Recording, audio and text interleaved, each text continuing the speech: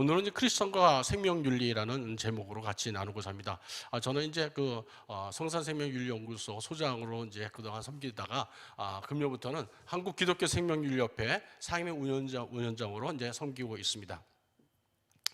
의학의 발달과 함께 여러분 우리들에게 많은 윤리적인 문제가 다가오고 있습니다.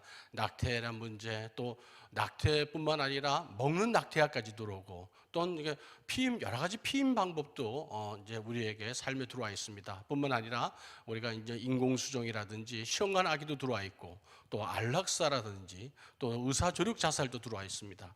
그뿐만 아니라 우리가 자살 문제라든지 또 장기 기증하는 문제들, 또 장기가 밀매가 되고 있지 않습니까? 그뿐만 아니라 이런 우리 생명을 다루는 이런 시험관 아기를 이용해서 대리모라는 이런 나쁜 그런 행태도 들어오고 있습니다. 특별히 이제 동성애자들이 이런 대리모를 통해서 아이를 낳기도 하고, 또 요새는 비혼 출산이라고 그러죠. 이런 것들도 이제 막 일어나고 있습니다. 뿐만 아니라 여러분 이제 이런 모든 이 말세의 징조 중에 가장 끝에 오는 것들이 뭐냐? 마약입니다. 마약. 여러분 요새도 이제 우리나라에도 이제 마약 청정국에서 지금 마약 문제가 상당히 심각해지고 있지 않습니까? 이런 마약 문제, 과연 그러면 마약은 진짜 어떻게 우리가 막아내고 또 어떤 마약을 쓸 수 있는지, 이런 것들을 우리가 분간해야 되는데 우리가 잘 알지 못합니다. 하지만은 이런 것들을 이제 우리가 이제 이런 행위에 대한 판단으로 이제 우리가 분석하고 알아서 기준을 정해야 됩니다. 여러분 이제 모든 행위의 판단은 세 가지를 통해서 우리가 행위의 판단합니다. 첫 번째, 의도가 좋아야 됩니다. 어떤 목적이 합당한지 선한지 봐야 됩니다. 두 번째는 수단과 방법이 정의로워야 됩니다. 아무리 의도가 좋지만 수단과 방법이 나쁜 방법을 이용하면 안 되겠죠. 이웃을 도와준다고 그러면서 남의 것을 뺏어서 이렇게 도와준다거나, 이건 의롭지가 않습니다. 또한 마지막으로는 결과가 좋아야 됩니다. 좋은 의도를 가지고 좋은 수단으로 했지만은 결과가 너무 안 좋았을 때는 우리가 이게 올바른 이렇게 우리가 택할 행동이 아니구나 하는 것을 알 수 있습니다. 가장 좋은 것은 의도나 수단, 결과가 세 가지 다 좋아야겠죠. 하지만은 그렇지 않은 경우도 있습니다. 물론 이제 의료윤리적으로 어떤 목적과, 특히나 의학 부분에 그렇습니다. 어떤 의사 선생님이 환자를 치료할 적에 최선을 다해서 환자의 생명을 살리기 위해서 노력을 했지만은 생명을 살리지 못하는 경우도 있고, 우리가 바라는 만큼 수술 결과나 치료의 결과가 안 좋을 수 있습니다. 하지만 그런 것들은 우리가 이제 합당하게 보죠. 하지만 이제 그 외 전반적인 모든 행위를 볼 때는 이 세 가지를 가지고 이제 판단을 합니다. 그런데 이제 우리 세상을 살아가면서 윤리적 지체 현상이라는 게 발생되는데, 이게 무슨 얘기냐면 의과학이 매번 이거 발달합니다. 우리 성경 안에는 지금 앞에서 말씀드린다든지 대리모라든지 뭐 이런 인공수정이라든지 피임 방법이라든지 이런 마약이라든지 이런 얘기가 나오지 않았어요.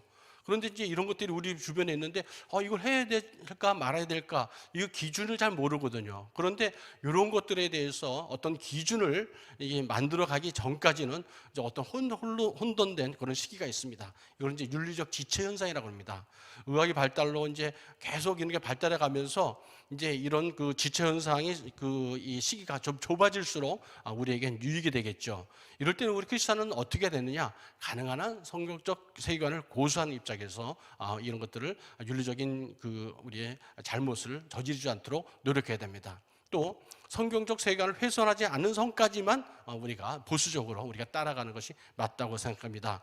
의학이 발달하고 또 그다음에 이 정교해질수록 이런 윤리적 기준은 더 선명해지고, 그다음에 우리 환자들 모든 사람들에게, 인류 생명들에게는 유익이 끼쳐질 수가 있습니다. 그래서 우리 크리스천 우리 윤리학자라든지 의사라든지 전문가들은 윤리적 지체 현상을 어떻게든지 줄여서 많은 피해가 가지 않고 또 합당한 윤리적 기준을 찾는 것이 이제 저희들이 할 일이 아닌가 생각됩니다.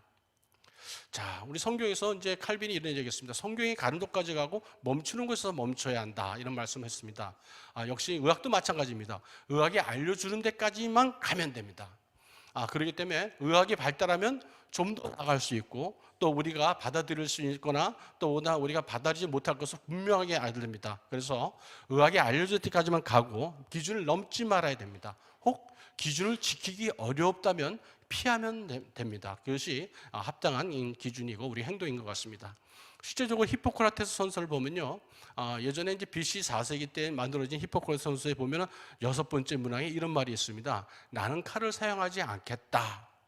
이런 말이 나와요. 근데 여러분, 의사들이 칼을 사용하지 않겠다는 얘기가 지금도 이상하다 이렇게 생각되시죠? 하지만 그 당시에는 의술이 발달되지 않았기 때문에 칼만 대면 사람들이 다 죽었습니다. 그래서 이 칼을 대는 게 악행이구나, 윤리적으로 합당하지 않다, 그래서 하지 않았었습니다. 그런데 어떻습니까? 지금 의학이 발달해서 칼을 대서 빨리 수술해서 치료의 사람을 치료하지 않으면은 그게 도리어 악행이 되겠죠? 이렇게 변해가는 것입니다. 또한 보면은 우리 마약이라는 게 어떻습니까? 마약은 우리 분별력을 저하시키고 이성을 마비시키는 작용을 합니다. 극단적인 쾌락을 추구하게 되고 정상적인 삶이 파괴되고 사회 질서가 파괴됩니다. 그래서 마약을 복용하거나 마약을 이렇게 유통시키는 사람들 엄한 벌을 우리 주고 있습니다. 그런데 이 마약이 의학적으로 사용될 때는 윤리적으로 허용되는 부분이 있습니다. 바로 사용 목적이 다르기 때문입니다. 때로는 이걸 분간 못 해가지고 마약은 무조건 쓰면 안 돼, 크리스천들은 쓰면 안 돼, 이럴 시절도 있었습니다. 하지만 그건 옳지 않습니다. 이것은 하나님께 우리가 의학적으로 주신 일반 은총으로 받아들여도 무난하겠습니다. 첫 번째가 저런 경우가 있죠. 여러분들 군대 갔다 오신 분들 많이 있죠. 만약에 전쟁이 나서 총이 맞았다 그러면 몰핀으로 된 그런 주사를 다리나 허벅지나 이런 데 탁 맞게 되어 있습니다. 그래서 극한 고통에서 벗어나게 만들죠. 두 번째는 무통분만. 요새 이제 분만할 적에도 이제 무통분만을 합니다. 세 번째는 말기암 환자 같은 경우 통증이 많이 심하거든요. 이럴 때 완화 의료의 목적으로 마약을 쓸 수 있습니다. 이런 건 의학적으로 합당하다고 보고 있습니다. 또한 이제 우리가 이 히포크라테스 선서가 이렇게 계속 발달하는데 이제 제네바 선언문이라는 것은 이제 모든 의사들은 지금 히포크라테스 선서로 이제 우리가 선서를 하고 있어요. 그런데 예전에 BC 4세기 때는 없던 구절이 하나 들어옵니다. 1948년 2차 세계대전이 끝난 다음에 이 한 구절이 들어옵니다. 뭐냐? 나는 인종과 종교, 국적, 정당과 관계 또는 사회적 지위와를 총괄해서 모든 환자에 대한 나의 의무를 지키겠노라. 모든 환자를 똑같이 치료하겠다. 비록 적군이라도 하겠다. 이런 것이죠. 이게 맞는 것이죠. 이것이 하나님 사랑하고 이웃 사랑하는 우리 성경적으로 맞는 가치관입니다. 그런데 예전에 왜 그랬냐? 옛날 BC 4세기 때는요, 적군을 치료해주면 역적 행위로 여기고 비윤리적으로 생각했었습니다. 그래서 히포크라테스 선서 거기 나오는 그 시절에는 그때 이제 실제로 이제 이런 예화가 있어요. 페르시아가 이제 그리스를 침범해왔는데 그쪽에 있는 왕이 큰 병을 앓았답니다. 그래서 보니까 히포크라테스라는 사람이 의술에 아주 뛰어났기 때문에 그 사람이 와서 날 고쳐줬으면 좋겠다 해가지고 이제 사람을 보내서 날 좀 치료해 주세요 했더니 히포크라테스가 이제 거절을 합니다. 이것은 우리 국가를 민족을 배신한 일이고 우리 선서에 맞지 않다. 치료해서 거절해 버립니다. 그런데 지금 보면 이해가 안 가잖아요. 그런데 이제 우리 2차 세계를 겪으면서 온 인류가 의술이라는 것은 모든 사람에게서 동일하게 이렇게 베풀어야 된다. 그래서 이런 가치가 우리에게 중요하다고 느꼈기 때문에 또 저렇게 들어간 것입니다. 자, 우리가 이제 생명윤리라는 어떤 기준을 말하거든요. 그래서 특별히 기독교인들은 여러 가지 이런 그 생명윤리적 문제에서 어떻게 해야 되는지, 그래 해야 돼 말아야 돼, 이거를 알고 싶거든요. 그래서 제가 이제 오늘 여러분과 함께 생명윤리에 관한 기독교적 입장에 대해서 낙태부터 시험관 아기까지 여러 항목에 대해서 한번 생각해 보자고 합니다.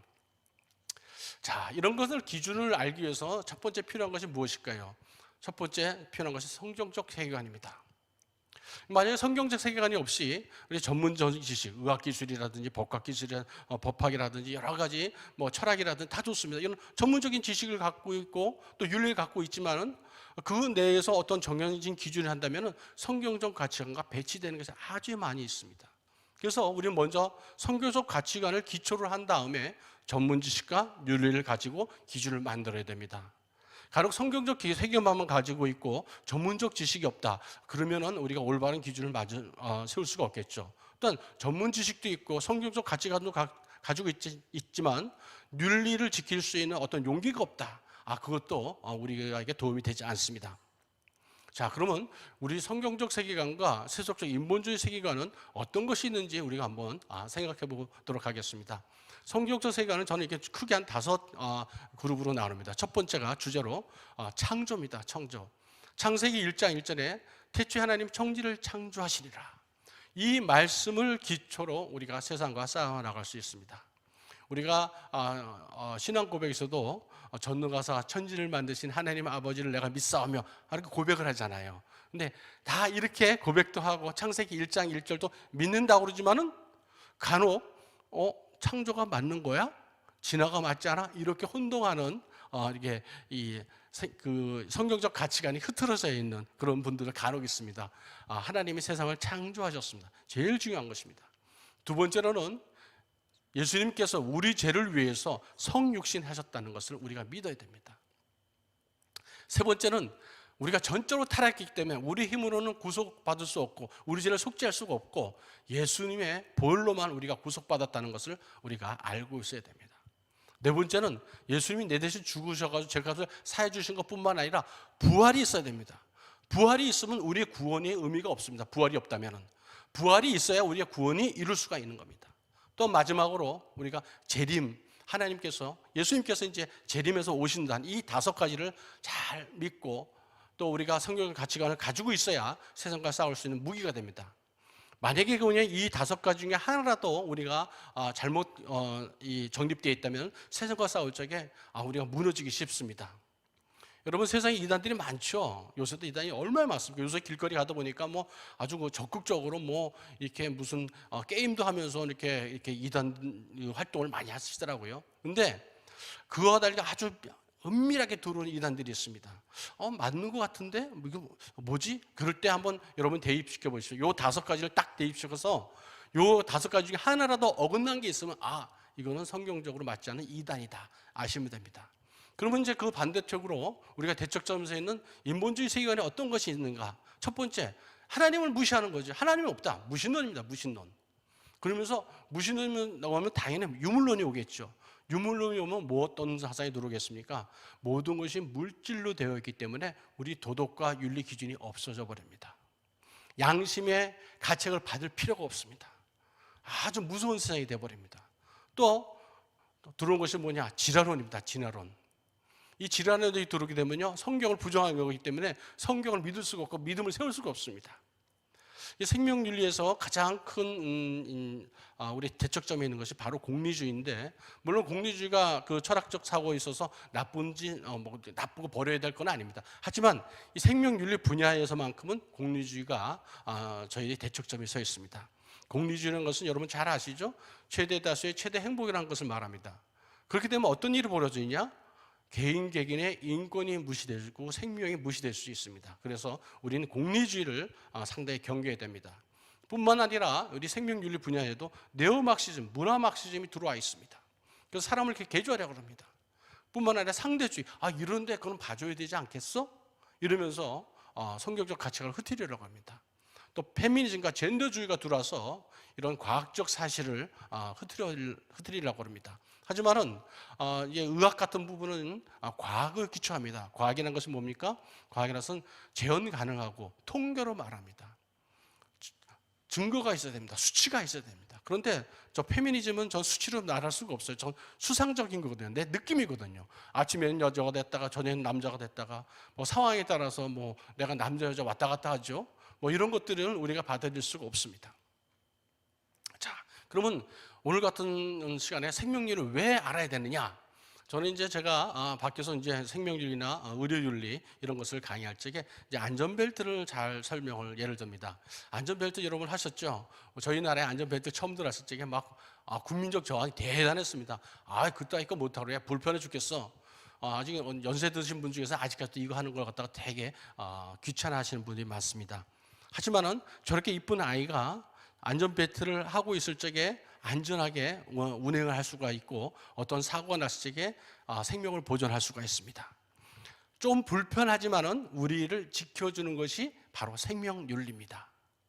하나님이 가르쳐 주신 이런 기독교 생명윤리, 이것은 바로 그 기초가 되는 것인데 이것들이 우리의 안전벨트가 될 수 있다는 것을 여러분 아시면은 이해하시기 좋고 관심이 더 가실 겁니다.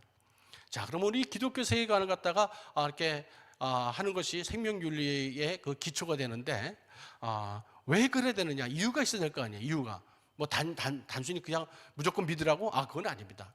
왜냐? 우리 생명은 하나님의 형상으로 만들어졌고 하나님이 지극히 사랑하시는 사랑의 대상입니다. 우리 한 사람 한 사람이. 그리고 우리는 내가 내 소유가 아닙니다. 나의 몸과 마의 모든 영혼까지도 우리 소유는 하나님의 것입니다. 그리고 우리 안에는 성령이 사십니다. 성령이 거주하시고 우린 또 교회 머리 대신 그리스도가 계시고 우린 그 지체가 됐기 때문에 이것을 잘 지키는 것이 바로 하나님의 뜻을 따르는 것입니다. 우리가 우리의 생명윤리를 잘 지켜서 보존하고 유지하고 회복해서 천국의 삶을 유지하기 위해서 이런 기독교 생명윤리가 필요한 것입니다. 하나님께서 말씀하십니다. 야, 너희들이 이 거친 세상에 살아갈 적에 내 말만 잘 따라. 내가 알려준 이 기준만 잘 따라. 그러면 너희가 어떤 재앙이나 두려움이 없을 거야. 그리고 안전하고 번성할 거야. 이렇게 말씀하고 계십니다. 이 생명윤리를 지키는 것이 바로 하나님 말씀 순종하는 하나님 사랑이고 나와 내 이웃을 내 몸과 같이 사랑하는 이웃 사랑이기 때문입니다. 특히나 우리가 이것을 먼저 알았을 적에 잘못 모르는 분들에게 우리가 빛으로 인도해주는 인도자가 될 수가 있습니다. 또한 나의 타락을 막을 수 있고 나의 실수를 막을 수 있는 소금과 빛의 삶을 살 수가 있는 것입니다. 이디오피아 내시 잘 아시죠? 이분이 이사야서를 열심히 읽고 있었습니다. 그런데 도무지 읽어도 열심히 읽긴 읽는데 무슨 말인지 몰랐어요. 그런데 성령께서 빌립 지사를 보냅니다. 너 절로 가라. 저 사람을 만나라. 그랬더니 이제 물어봤습니다. 당신 뭐를 읽고 있습니까? 이사야서를 읽고 있습니다. 그래서 빌립 지사가 당신 그게 무슨 말인지 알겠느냐? 물어봤더니 나를 지도해 주는 사람이 없는데 누가 어떻게 깨달을 수 있겠습니까? 하면서 아주 안타까워합니다. 그때 빌립 지사가 알려줍니다. 오늘 여러분들의 이런 시간을 통해서 같이 공부하고 생각하는 시간은 먼저 깨달으시고 옆에 이것을 알려주는 역할을 하셨으면 좋겠습니다. 먼저 앉아가 모르는 분들에게 알려줘야 됩니다. 자, 그러면 좀 더 이제 구체적으로 들어가겠습니다. 윤리적 접근 방법은 어떻게 했는가? 크게 두 가지가 있습니다. 원칙주의 방법, 접근 방법이 있고 하나는 귀납적, 사례 분석으로 가는 겁니다. 원칙주의가 뭐냐? 원칙을 딱 정해놓고 이 원칙 기준 내에 들어가면 윤리적이야 해도 돼. 하지만은 벗어나면 하지 마. 이런 것들 대표적인 것이 우리 기독교 세계관이죠. 우리 성경 말씀에 그렇게 하지 말라고 그랬어. 그건 안 해야 돼. 이것이 이제 먼저 원칙주의에 해당되겠죠. 그런데 원칙을 다 맞춰주면 좋겠는데 이 원칙이 뭔지 잘 모르는 경우도 있어요. 이런 경우는 어떻게 할 것이냐? 그러면 그 일의 결과를 분석해가서 다 모아가지고 판단해 봅니다. 여러분 잘 아시잖아요. 우리는 동성애라든지 젠더 문제라든지 여러 가지 문제를 다 보니까 의학적으로 문제가 좀 있네. 과학적으로 이건 맞지가 않네. 이건 사회적 사회 질서를 파괴하네. 법적으로 문제가 있네. 이런 문제들을 다 모아서 그러면 요건 해도 되고 안 해도 되겠구나 하고 이제 기준을 만들어내는 것이 이제 귀납적 방법입니다. 두 가지 방법입니다. 자, 우리가 하향적 방법, 우리 원칙주의 방법이죠. 여러분 너무 잘 아시죠? 우리 이제 기독교적 세계관의 기준을 맞춰서 해야 된다. 앞서 말씀드렸다시피 하나님 창조하시고 우리가 인간이 타락하는 걸 성육신에서 구원하기 위해서 오셨고 우리가 구속받았고 부활하고 재림한다. 이것을 이제 기준을 삼아서 이제 하는 것입니다. 창세기 1장 27절에 인간을 창조하셨는데 하나님이 하나님의 형상으로 만드시고 남자와 여자로 만드셨다 그렇습니다. 간성은 만들지 않으셨어요. 남자와 여자로 만드셨습니다. 이게 인간 창조의 기본입니다. 두 번째로 2장 18절 보면 그러면은 가정이 뭐야? 했더니 하나님이 보시기에 아담 혼자 하는 것이 참 외로워 보이고 안타까워서 배필을 만들어서 가정이라는 것을 허락하셨습니다. 세 번째는 그러면 가정에서 뭘 하느냐? 이 사람들이 아내와 둘이서 가정을 이루고 그 안에서 생육하고 번성하는 것입니다. 요 안에 모든 생명률의 기초가 다 들어가 있습니다. 하나님의 형상으로 만들어진 생명이 소중한 것이고 그다음에 하나님이 이 성이라는 것은 가정 안에서 남편과 아내가 만나서 우리가 관계를 맺고 자녀를 생산하는 그런 기준을 만들어 주신 겁니다. 그런데 이 세상은 이것을 거부하죠. 지난 시간에 정소영 변호사님께서 129편에서 찾으셔서 이런 말씀하셨죠. 가정과 성과 또 우리 결혼을 분리시켜 버렸다고. 바로 이제 사탄의 전법이 바로 저것입니다. 하나님의 말씀을 쪼개가지고 없애버리고 무시하는 것이죠. 자, 그러면 하나님이 제시하는 규범들은 어떤 게 있겠습니까? 우리가 너무 잘 알죠. 하나님을 사랑하고 이웃을 사랑하라. 당연하죠. 너무나 잘 알고 계시죠. 그 다음에 무엇이 있을까요? 살아가면서 대접받고 싶으면 먼저 대접해라. 역지사지라고 그러죠. 그 외에 좀 더 구체적인 게 우리 십계명에 나와 있습니다. 다섯 번째, 내 부모를 공경하라. 가정의 소중함을 우리가 알려주고 계시죠. 여섯 번째, 생명력에서 가장 중요한 거, 살인하지 말라. 생명을 죽이지 말라. 내 형상으로 만들어진 이 형상을 죽이지 말라. 제일 중요한 것입니다. 일곱 번째로 간음하지 말라 그러죠. 하나님께서 성률을 지키라고 말씀하고 계십니다. 여덟 번째는 도둑질하지 말라 그러죠. 정의의 원칙입니다. 공의로워라. 남의 것을 빼앗거나 하지 말아라. 아홉 번째, 거짓 증거하지 말아라. 예수 믿는 사람이 이웃을 거짓 증거하면 안 됩니다. 하나님 싫어하십니다. 항상 진실만을 얘기합니다. 예면 예, 아니면 아니요 하셔야 됩니다. 열 번째로 내 이웃의 아내나 소유를 탐내지 마라. 정의의 원칙과 또 이해상충의 관계를 너희들이 잘 살펴서 남에게 피해를 주거나 너의 그 불이한 이득을 취하지 말라 그럽니다. 그러면서 이타적인 삶을 살아라. 남의 이익을 존중해라. 이렇게 알려주시죠. 그것뿐만 아니라 우리에게는 하나님께서 지식을 많이 주셨습니다. 그것은 철학적인 어떤 규범이나 이런 것들이 많이 만들어졌겠죠. 법까지도. 자, 그렇다면 이제 상향적 접근 방법, 귀납적 접근 방법이라고 그러죠. 원칙주의로서 얘기해 나가선 이제 다 알 수 없는 것들이 있습니다. 특히나 의학이 막 발달하니까 세상은 예전에 상상도 못할 일이 지금 많이 벌어지고 있습니다. 도대체 어떻게 이런 일이 가능할까? 너무도 신기하고 놀랍고 이제 경이로운 세상이 되어버렸습니다. 그런데 이제 이것을 갖다가 기준을 다 삼지 못하잖아요. 성경에 그런 게 다 안 나와 있거든요. 그럼 어떻게 알아야 되느냐? 우리가 성경적 가치관을 갖다가 기초를 하되 모든 사례를 거기다 불러서 의도와 수단, 그 어떤 중간의 수단과 결과가 어떤지 살펴보는 것입니다. 남성 동성 성관계의 위험성을 보면 HIV가 감염이 많아서 에이즈가 많이 발생돼서 생명이 많이 죽어갔죠. 그다음에 여러 가지 성병이 창궐하죠. 또 트랜스젠더 같은 경우는 호르몬의 부작용이 너무 많죠. 그리고 수술 같은 건 비가역적이잖아요. 함부로 몸을 훼손하게 되잖아요. 젠더 교육의 위험성, 어떤 분들은 젠더 교육을 시켜야 된다 그러지만 시켜놨더니 어떤 결과가 나오느냐, 아주 안 좋은 결과들이 계속 나오더라는 거예요. 첫 번째, 생물학적 성의 정체성의 혼란이 오는 거예요. 아이들이 내가 남자야 여자야? 혼란스러운 거예요. 그러면서 잘못된 결정을 많이 하게 되죠. 결국 전통 가정이 파괴되게 되었습니다. 이 상행적 접근법 중에서 동성애에 대한 문제 여러분들 너무 잘 아시죠? 말씀드린 그런 전염병과 또 변실금이라든지 정신과적인 문제가 많이 발생합니다. 우울증이나 자살, 약물 복용, 폭력까지도 많이 발생되죠. 뿐만 아니라 치료비가 엄청나게 많이 들어갑니다. 1인당 거의 1,000만 원 이상씩 들어갑니다. 이런 것도 또 뿐만 아니라 윤리적으로도 문제가 있죠. 우리 배분의 법칙이라고 합니다. 정의 원칙. 누구한테는 더 가고 누구한테 덜 가지 않게 똑같이 줄 수 있도록 이렇게 공평하게 나눠줬어야 되는데, 여러분 생각해 보십시오. 이렇게 내가 원치 않는 희귀병이라든지 소아백혈병이라든지 치매라든지 성인병으로 내가 고통을 당할 적에 받는 혜택과 에이즈가 걸렸을 때 받는 혜택이 차이가 너무 나거든요.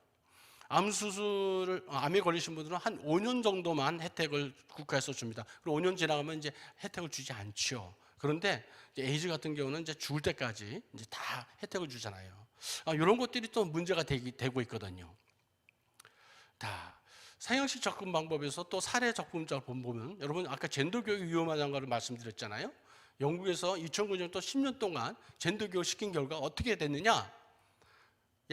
이 혼돈을 일으키는 아이들이 33배나 급증을 합니다.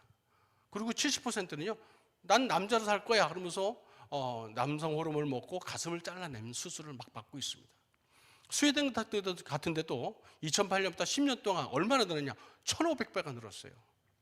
최근에는 미국에서 메릴랜드 몽고메리라는 어떤 도시에서 어떻게 이 젠더 교육을 강하게 시켰는지 최근 2년 동안 초중고생에서 11배나 991%라는 어마어마한 숫자들이 성적 정체성 혼란을 일으키는 이런 결과가 나왔습니다. 자, 이런 것들이 이제 하향적 접근 방법과 상향적 접근 방법이 이제 사례가 되겠습니다. 이제 좀 더 구체적으로 들어갑니다. 생명률을 따지자게 그러면 어디서부터 시작되느냐? 성경은 창세기 1장 1절 태초에 하나님이 천지를 창조하시나 여기서부터 시작됐지 않습니까? 그러면 그걸 기초해서 우리가 생명의 시작인지 어디인지를 우리가 확실히 해놓고 기준점을 정해놓고 우리가 생명률을 이렇게 기준을 잡아가야 됩니다. 여러분들 우리 이제 학교에서 옛날에 그 줄을 서 보셨죠? 기준 해가지고 누가 손을 딱 들면 기준을 손을 들고 한 사람이 딱 서 있어야죠. 그러면 이제 거기 이제 줄을 맞춰서 좌우로 줄을 쫙 맞춥니다. 이 첫 번째의 줄 맞추는 기준이 바로 생명이 무엇이냐라는 것을 우리가 분명히 하는 것부터 시작됩니다. 미국 사람들은 이제 2019년에 이제 이 앙케이트 설문조사를 한번 해봤어요. 이 사람들은 이제 예수 믿는 사람도 있고 안 믿는 사람도 있어요. 그랬더니 이 사람들이 생각하기에 당신 생명은 언제부터 시작이에요? 이렇게 물어봤더니 아니 심장이 멎으면 죽은 거니까 심장이 뛸 때가 이렇게 생명 시작이 아닙니까? 하고 한 67%가 얘기를 했다는 거예요. 최근 그 미국에서 로드헤드 판결이 이제 없어지면서 심장 박동법이 많이 법안들이 만들어지거든요. 심장이 박동될 그때부터 우리가 생명으로 보고 낙태를 하지만 생명을 죽여서는 안 된다. 낙태를 허용해서는 안 된다. 이런 기준을 이런 거를 가지고 이제 들어오는 차가점이 되었습니다. 그러면 다른 전문가들은 어떻게 생각하느냐? 크리스찬, 넌크리스찬 다 합쳐서. 그래서 2019년에 이 시카고 대학의 한 학자가 전 세계 5,577명의 생물학자들한테 물어봤습니다. 당신 생명이 언제 시작이라고 생각하십니까? 했더니 그 중에 96%가 그러면 난자와 정자가 수정된 그 순간부터 생명인데요? 이렇게 안 믿는 사람들도 이런 대답을 했습니다. 그럼 성경은 어떻게 말하고 있느냐? 수정된 순간부터 하나님의 형상으로 보고 있습니다. 성경은요, 어느 한 시점부터 여기부터 생명이고 여기서부터 생명이 아니고 여기부터 시작이 이르지 않습니다. 수정된 순간부터 연속적으로 계속 생명으로 보고 있습니다. 성경에도 이렇게 나오죠. 하나님께서 나의 내장을 지키셨다.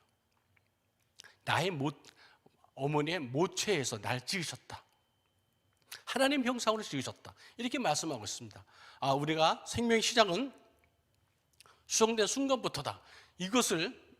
이 기준을 바로 하고 또 우리가 다른 윤리적 문제를 바라봐야 기준이 흐트러지지 않고 올바른 판단을 할 수가 있습니다.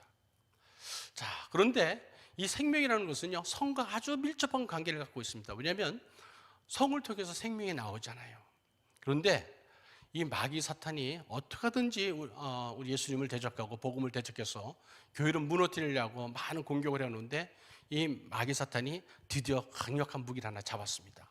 성을 무기로 들어오는 것을 알게 되었습니다. 그래서 왜 성을 갖고 들어오냐? 마귀 사탄이 가정을 무너뜨리니 교회는 저절로 무너지다는 것을 알게 됐습니다. 가정이 어떤 것입니까? 마땅히 우리가 행할 길을 아이들에게 가르치는 것입니다. 그 부지런히 가르쳐서 이렇게 야, 너 해야 돼 말아야 돼 그러면 딱 해야 될지 알아야 될지 딱 바로 서는 것이 이제 가정입니다. 그런 걸 가르쳐 주는 가정인데 그 가정을 흐트러 버리는 거죠. 그런데 가정이 흐트러지면 어떻게 되느냐? 가정을 지키는 사람이 누굽니까? 아빠와 엄마, 부모가 가정을 지키거든요. 그런데 이 부모가 성윤리가 무너지게 되면 아이들을 보호할 수가 없습니다. 그러면 가정이 무너져 버립니다. 가정만 무너뜨리면 교회 무너뜨리는 것은 그 문제도 아닌 것입니다. 이걸 알았습니다. 그래서 이제 얘네들이 이제 마귀 사탄이 어떤 전법을 들어오냐? 제일 먼저 공격하는 사람이 누구냐? 신학교와 목사님들입니다.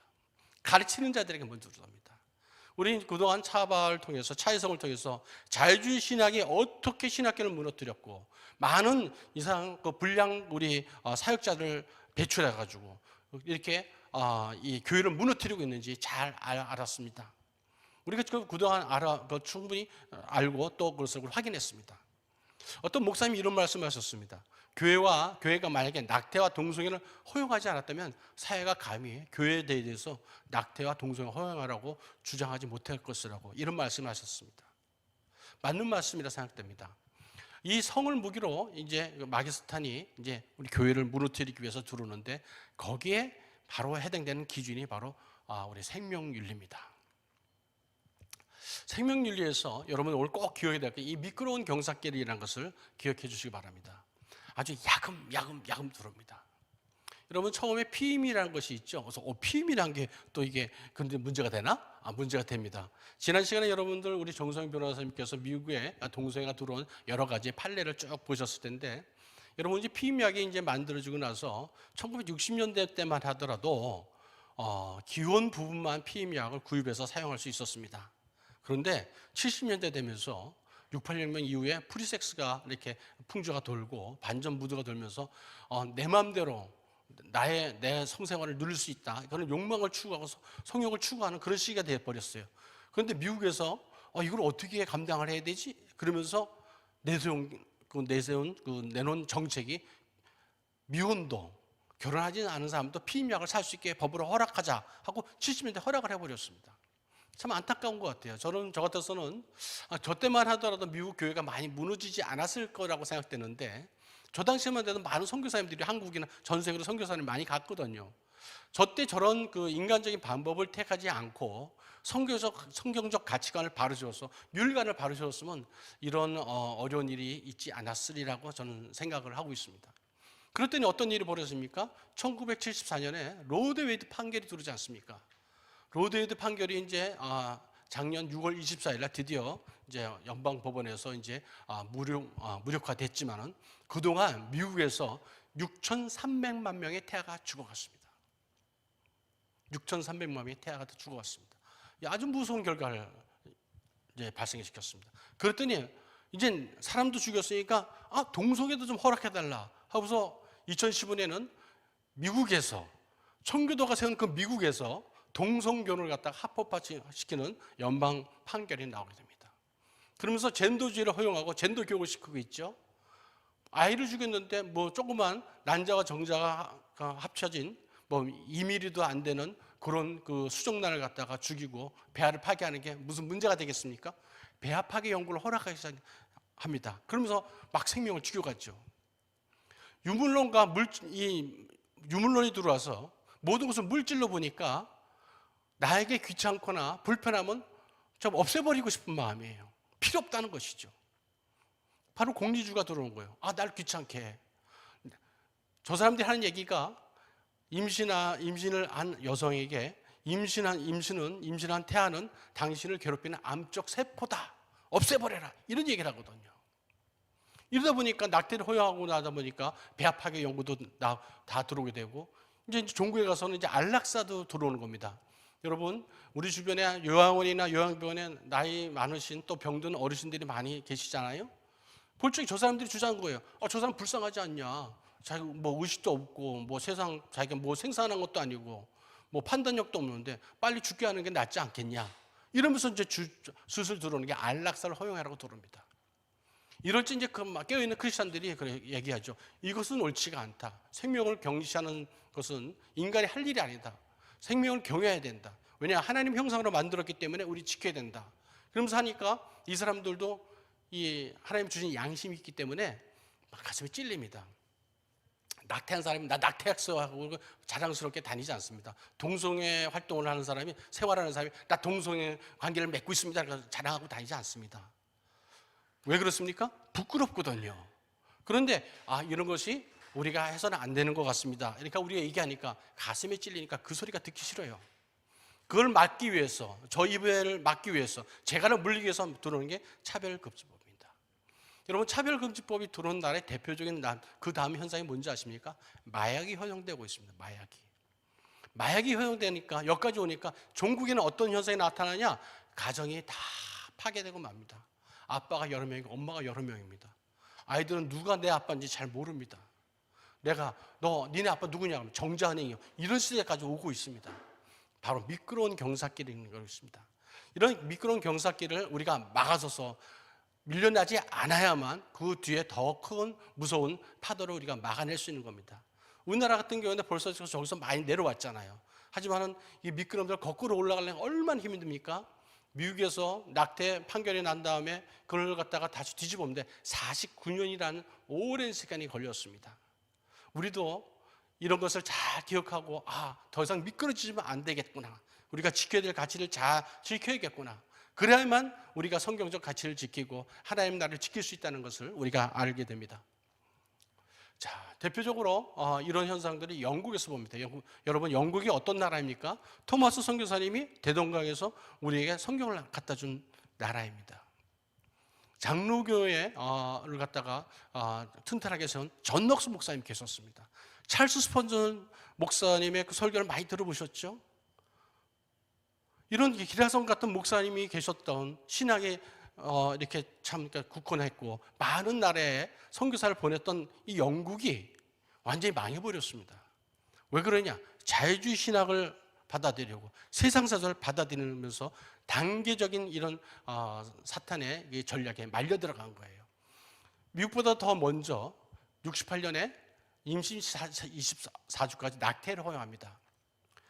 미국보다 더 6년이나 앞서서 낙태를 허용했죠. 그랬더니 지금까지 영국에서 몇만 명이 죽었냐? 1000만 명의 아이가 죽어갔습니다. 어떻게 그렇게 통계가 잘 나오지? 영국은 국가에서 의료를 담당하고 있기 때문에 모든 의료 행위를 카운트하고 있습니다. 그랬더니 68년 이후에 약 950만 명 이상의 아이들이 죽어갔다는 걸 알게 됩니다. 그랬더니 어떤 일이 벌어졌냐? 78년에 시험관 아기를 갖다 탄생시킵니다. 이때는 우리가 시험관 아기가 탄생했다니까 다들 대단히 화나고 좋아했었어요. 아무것도 몰랐죠. 하지만 시험관 아기가 갖고 있는 그런 비윤리적인 문제에 대해서는 아무도 생각을 못했습니다. 벌써 언제입니까? 지금까지 해가지고 거의 50년 이상 지났잖아요. 근데 아직까지 윤리적 기준이 다 정해지지 않고 있습니다. 나라마다 다 혼동스러워합니다. 결국 어떤 일이 벌어졌냐? 대리모를 허용하게 되잖아요. 게이와 레즈비언 부부가 아이를 갖고 있습니다. 그랬더니 이제 2001년에 어떤 일이 벌어지냐? 모든 배아 연구를 연구할 수 있도록 허용해 버립니다. 그 다음에 뭐가 들어왔습니까? 바로 차별금지법이 들어옵니다. 2006년에 들어왔을 적에 이분들은 얘기합니다. 우리 평등법, 그냥 동성애자도 이렇게 취직하고 먹고 살아야 되잖아요. 그런 걸로 이렇게 살짝 유혹하고 들어옵니다. 그랬을 때 거기 이제 영국의 성직자들이 성명서를 읽고 이건 우리가 반대한다 했더니 점잖게 얘기했죠. 그랬더니 하는 얘기가 나머지 것들은 목사님들, 사장님들 다 얘기를 시행령에 넣어서 다 존중할 겁니다. 그렇게 넘어갔어요. 이 당시에 깨어있는 사람들이 피 흘리기까지 아주 적극적으로 저항해서 저걸 막아냈어야 되는데 못 막았습니다. 그때 2년 후에 어떤 얘기가 나왔냐? 동성애가 죄라 그러면 혐오편으로 당신을 벌 주겠어 하고 들어왔습니다. 그리고 2년 뒤에 뭐가 들어왔냐? 포괄적 차별금지법. 성적 지향과 그 정체성에 대해서 뭐라 그러면 당신은 혐오 발언으로 다 벌 주겠어. 영국은 4년 만에 무너져 버렸습니다.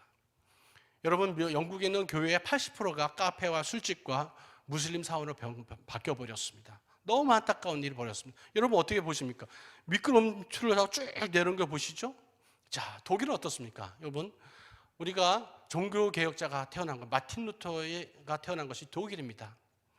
우리나라 전 세계에 퍼져 있는 이 성경을 인쇄해서 처음 이제 퍼뜨린 나라가 독일입니다. 이 독일이 어떻게 변했습니까? 61년에 피임약을 허용했습니다. 그때 69년에 이혼 합법하고요. 지금 이런 음란한 포괄적 성교육을 의무화해 버렸습니다. 그랬더니 74년에 포르노를 합법화해 버렸어요. 그러니까 뒤질세라 낙태를 허용했습니다. 2001년에는 매춘업까지도 이것을 직업으로 인정하고 사회보험 혜택을 주는 나라가 되어버렸습니다. 네덜란드 어떻습니까? 여러분 아브라함 카이프 아시죠? 주권 영역설. 우리가 어디 가든지 예수님을 우리의 왕으로 삼고 모든 곳에 나서 우리 선한 영역으로 세상을 이겨나가자. 얼마나 훌륭합니까? 네덜란드 화란이라 해서 저 나라에서 우리나라에 많은 선교사와 또 신학교와 또 의료 지원을 했었습니다. 근데 이 나라가 세계에서 가장 빠르게 신학이 타락한 나라로 변해버렸어요. 76년에 마리화나를 허용했습니다. 84년에 낙태를 허용했습니다. 2002년에는 안락사까지 허용하는 나라가 네덜란드가 되었습니다. 여러분, 전전에 말씀드린 미끄럼 혁도가 다 가죠. 우리나라 어떻습니까? 2015년에 간통죄를 갖다가 없애버렸어요. 저기 계신 9분의 헌법 재판관들이 도대체 어떤 생각을 가지시고 저걸 하셨는지 모르겠습니다. 그때는 불과 4년 만에 어떤 일이 벌어졌습니까? 낙태를 합법화해 버렸습니다. 이 악분들이 도대체 무슨 일을 저지르는지 본인도 잘 모르시나 봐요. 그때 어떤 일이 벌어졌느냐? 작년에는 한 야당 의원이 이 조력조롬사라는 말 신조어를 만들어 가지고 의사 조력 자살을 갖다가 합법화하자고 법안을 가지고 들어왔습니다. 의사 조력 자살은요, 의사가 환자에게, 죽고 싶은 사람에게 독약을 주거나 어떤 기구를 갖다가 가르쳐 줘 가지고 죽게 하는 겁니다. 여러분 생각해 보시죠. 저도 의사인데 제가 사람을 살리려고, 사람을 도와주려고, 치료하려고 의사가 됐죠. 근데 내가 사람을 죽이는 킬러가 되라고요? 이거 정말 잘못된 겁니다. 모든 의료인들이 그렇게 생각합니다. 나는 힐러지, 치료자지, 살인자, 킬러가 아니라는 것입니다. 그런데 우리나라도 이런 현상이 벌어지고 있어요. 최근에는 또 이런 일이 있었죠. 2019년에 게이 커플이 내 유전자를 갖고 있는 아이를 갖고 싶어. 그랬더니 그 한쪽 누이 동생이 오빠 그럼 내 난자를 줄게. 그랬더니 반대편 게이의 엄마가 그럼 내 자궁을 줄게. 그래가지고 빌려줄게. 그래서 애가 여자아이가 탄생했다는 거예요. 우리나라도 이런 일이 벌어졌습니다. 저런 연예인이 외국에 가서 파란 눈의 어떤 정자를 하다가 애를 낳아가지고 이제 키우고 있다고 그러죠. 최근에는 이 레즈비언 우리나라 사람들입니다. 지금 8개월 됐다고 자랑스럽게 이런 시기가 왔어요. 자, 종국에 가면 이런 그 낙태와 이 동성애 허용과 차별금지법이 들어오고 또 마약이 들어오고 이러면서 결국 가서 어떤 게 뭐냐면 가정이 파괴돼 버립니다. 여러분들 여기 위협받는 결혼과 가정 이런 걸 갖다가 이제 했는데 혼외 출산율을 한번 보겠습니다. 여러분 프랑스 아시죠? 프랑스 혼외 출산율이 엄청납니다. 프랑스도요 정말 그 신실한 위군어들이 신앙을 지키기 위해서 많은 순교가 있었던 피를 흘렸던 나라가 프랑스입니다. 그런데 이 나라가 완전히 망해버렸어요, 진짜. 오죽했으면 에릭 제임러가 프랑스의 자살이라는 책까지 썼겠습니까? 프랑스가 지금 현재 혼외 출산율, 결혼 안 하고 그냥 안 하고 동거하면서 낳는 출산율이 2021년, 2년 전에 이미 62%를 넘었었습니다. 가정이 없는 거예요, 가정이. 그냥 애 낳고 사는 거예요. 짐승과 인간의 차이점이 가장 큰 차이점 하나가 성적인 성윤리가 있다는 겁니다. 그리고 가정을 이루고 사는 것과 또 짐승은 그냥 무리를 이루고 사는 큰 차이점들이 있습니다. 그런데 이제 인간이 스스로 인간의 존엄함과 하나님 형상을 포기하고 짐승처럼 되려고 막 살아가는 형상들이 일어나고 있습니다. 미국에서도 보면은 혼외 출산이 약 40%까지 이뤄요. 흑인 같은 경우는 70%가 넘었습니다. 자, 가정들이 막 무너지고 있는 거예요. 근데 거기에 어떤 일이 있느냐? 생명윤리 경시현상, 미끄러운 경사면을 타고 계속 내려오고 있었다는 겁니다. 그나마 유교적인 그런 사고가 있는 중국이나 인도, 우리나라는 그 나라 저런 통계보다는 덜한데 곧 우리나라도 저런 위기가 닥치지 않을까 하는 생각이 듭니다. 자, 그러면 이런 혼란스러운데 그리고 생명윤리 중에서 여러 가지 문제가 있는데 해마로 요걸 갖다가 여러분 요 표 하나로 여러분들에게 한번 설명을 해드리려고 이런 시간을 마련했습니다. 첫 번째 낙태입니다. 낙태의 기독적 입장은 어떤 것이냐? 간혹 정신없는 이런 목사님이나 이런 분들이 낙태를 갖다가 허용해야 된다 하는데 그분 목사 아닙니다. 혹시 목사님 중에서 그런 얘기한다면 그 교회를 떠나셔도 됩니다. 그게 옳은 말씀입니다. 그렇게 해야 됩니다. 낙태는 왜냐? 살인이기 때문이거든요. 그러면 말하죠. 살인하지 말라 알겠는데 그럼 어떻게 할 거야? 대안을 얘기해. 대안이 있습니다.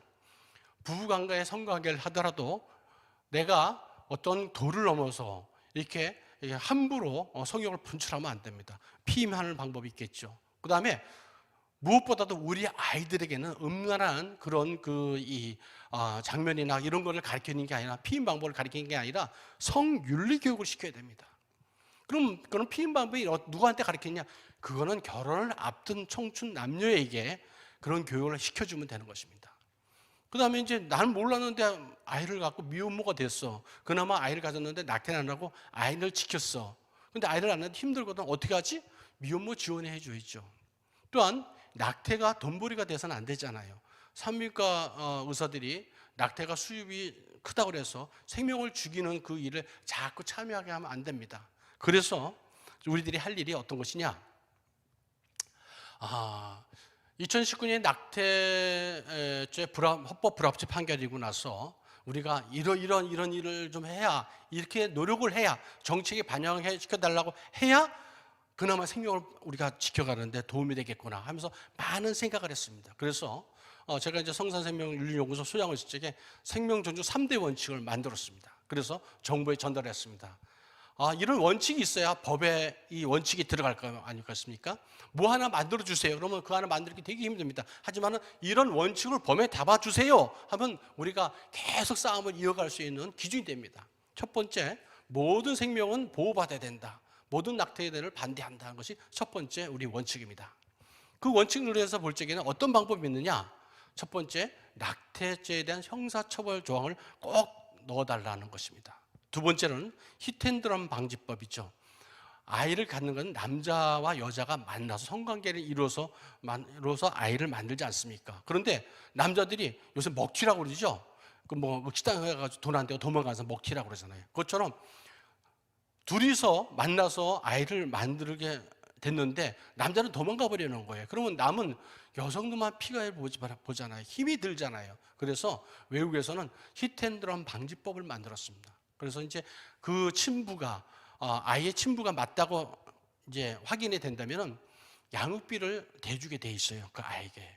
그리고 만약에 직업이 없어서 양육비를 못 낸다. 그럼 국가가 일부는 대납해 줍니다. 그러고 나서 나중에 돈 벌면 거기서 이제 다시 국가가 가져갑니다. 이게 부성체계법입니다. 꼭 들어와야죠. 두 번째가 비밀 출산제를 도입하는 게 우리한테 생명을 지킬 수 있다. 겁니다. 여러분, 이번에 이제 법이란 걸 잘 만들어야 되고, 그 다음에 법안에 숙여 있는 그 아주 나쁜 독소 조항을 잘 알아야 되는데, 우리나라에서 입양 특례법이라는 것을 만들었습니다. 누가 만들었는지 아십니까? 페미니스트들이, 극단적 페미니스트들이 아주 만든 겁니다. 입양 특례하니까 되게 좋은 것 같죠? 특례하니까 아니죠. 이것이 바로 아주 나쁜 법입니다. 뭐냐? 입양을 하는데 아주 까다로운 절차를 만들어 놨어요. 어떤 절차냐? 첫 번째 그 단계가 출산한 아이의 엄마의 이름을 꼭 기록하게 돼 있어요. 의미는 나름대로 주장합니다. 나중에 입양되거나 했을 적에 그 부모를 알 권리가 있지 않느냐. 물론 그럴 수 있겠죠. 하지만 그걸 보호해야지만 이 아이가 탄생할 수 있는 겁니다. 만약에 무슨 얘기냐?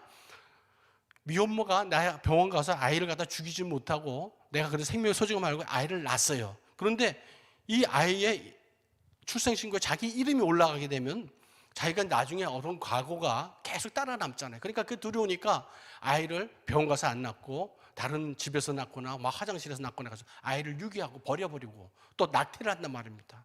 그래서 정상적인 성관계가 부부 관계가 아닌 상태에서 아이를 가진 사람들이 많이 있잖아요.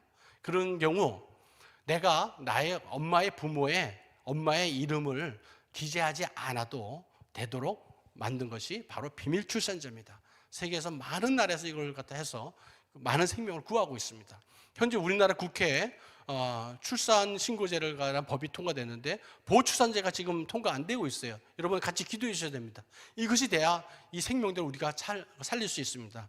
화장실에서 변기에서 쓰레기통에서 아이들이 죽어가는 것을 우리가 막을 수가 있는 것입니다. 네 번째로는 우리가 내가 키우기 힘들어서 애를 갖다가 유산해야겠어, 낙태해야겠어, 이런 일이 많이 있거든요.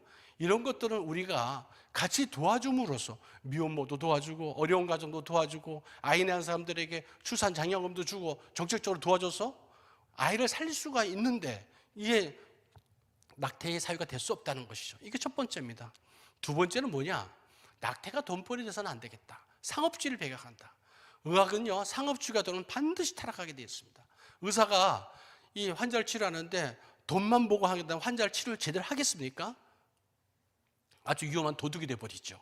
그런데 의사의 이런 윤리적 기준을 막 떨어뜨리는 그런 환경이 조성되면 아주 의사들은 괴로워합니다. 자기 본인도 먹고 살아야겠는데 윤리적 기준을 갖다 벗어나면 괴로운데 자꾸 벗어나려고 그러거든요. 그걸 막기 위해서 정책적으로 우리가 이런 걸 갖다가 도입할 수 있습니다. 우리나라 같아서는 낙태를 상담한 의사와 낙태 시술 의사가 같지요.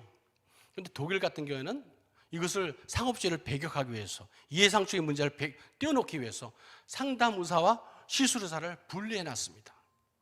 그러니까 내가 굳이 낙태를 갖다 한 건 더 해가지고 돈을 벌기 위해서 내가 상담하는데 낙태를 유도할 이유가 없거든요.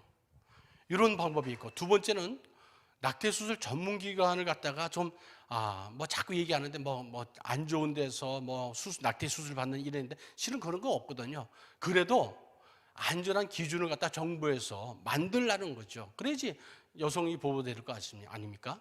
또한 낙태 수술 의사도 어떤 자격을 갖춘 사람만 하도록 우리가 제도적으로 해달라고 주장하는 것입니다. 세 번째는 뭐냐면 우리가 전문가적 양심이나 종교적 신념에 반하는 것, 바로 이게 낙태 행위겠죠. 의사들 중에서도 크리스찬이 아닌 분들도 나는 생명을 죽이는 낙태 수술을 할 수가 없어, 이렇게 신념을 갖고 계신 분들이 많아요. 그런데 그 분들에게 와가지고 낙태 수술을 해달라고 강요를 해서는 안 되죠. 이것은 또 다른 폭력입니다. 그래서 이런 종교적 신념이나 전문가적 양심에 반하는 이 비윤리적인 행위를 강요받아서는 안 된다. 특히나 의사뿐만 아니라 의사와 함께 마취과 의사도 있겠죠, 간호사도 있겠죠, 또 간호조무사도 있겠죠. 그 외 많은 좀 돕는사들도 내가 종교적 신념이나 양심에 반하는 행위이기 때문에 그 수술에 참여할 수 없다 그러면 인정을 해줘야 하는 것입니다. 이게 바로 생명조주 3원칙인데, 우리가 생명윤리를 하는 이 전문가들은 이런 것들을 자꾸 연구하고 기준을 만들어서 주장해서 생명을 살리는 일이 저희들이 사명인 것입니다. 자, 두 번째로는 우리가 피임 방법이 있습니다. 여러분, 많은 피임 방법들이 나와 있죠. 피임약도 있고 콘돔도 있고 또 이렇게 자궁내 장치, 루프라 그러죠. 여러 가지가 많습니다. 그런데 크리스찬이 이렇게 어떤 방법을 택하는 건지 기준을 좀 누가 알려줬으면 좋겠어, 이렇게 생각하시는 분들 많으실 겁니다. 제가 아마 오늘 알려드리겠습니다. 그 기준은 수정된 수정란을 갖다가 죽이는 피임 방법은 우리가 피하셔야 됩니다.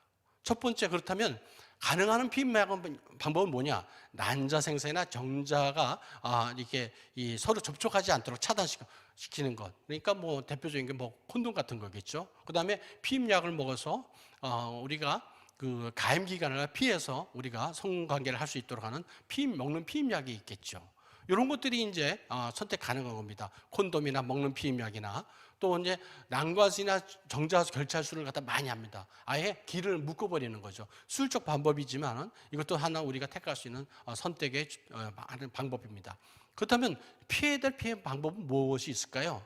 여러분들 많이 사용하시는데 자궁내 장치는 이 작용이 있어서 두 가지 작용이 있거든요. 하나는 정자가 난관을 통과해서 난자를 가지 못하도록 이렇게 방해하는 그런 역할이 하나 있고요. 또 하나는 염증을 일으켜서, 자궁내 염증을 일으켜서 수정란이 착상을 못하게 합니다.